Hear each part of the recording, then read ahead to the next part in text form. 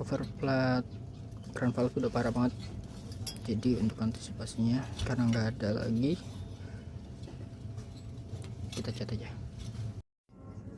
Jangan lupa diamplas, ampas dasar dan ampas halus, mengurangi korosinya. Setelah itu baru dikasih warna. Untuk warna sih bebas ya, mau pakai warna apa aja. Kalau saya pilih silver biar lebih kontras aja warnanya.